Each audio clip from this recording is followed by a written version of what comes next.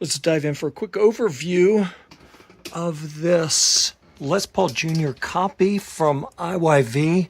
It's got a P90. You know what? Let's start at the top. We're going to start up here with the headstock. You can see it is reminiscent of a Gibson style headstock, but it's not tipped back quite as far. That should help with maintaining stable tuning. 6 sealed, unbranded tuners up here.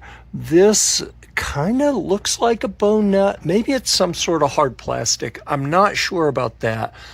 It seems to be okay. The nut height was cut reasonably well.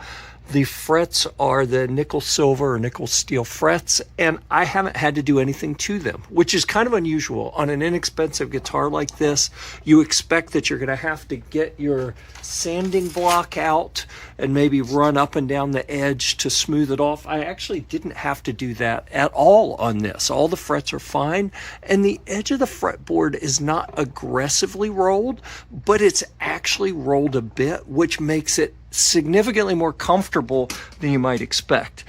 Strap buttons, one here, one down at the bottom. Your output jack with a metal plate here. I like the metal plate, it's more durable. A volume and tone knob.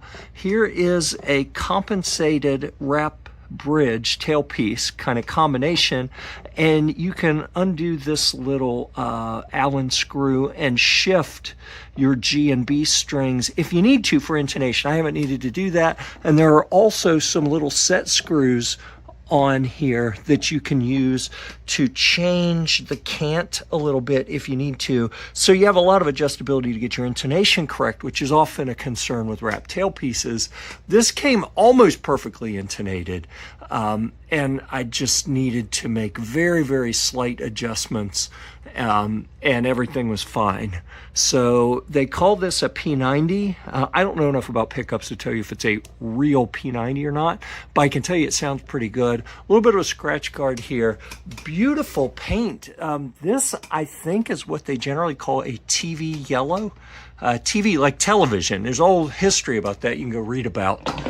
All right, on the back, we'll come up here and look. Yes, it was made in Vietnam, like all IYV guitars. You can see, like I said, unbranded sealed tuners. We have a volute here, which I love because it's less likely to break off if it falls. A nice glossy painted neck. It is a set neck. Have one little control cavity down here. The back looks pretty good. The paint looks pretty good everywhere. Honestly, I looked all over for this on this for flaws, and I honestly didn't find much of anything from a fit and finish standpoint. I will say, and this is common, not necessarily common with the IYV, but common with inexpensive guitars.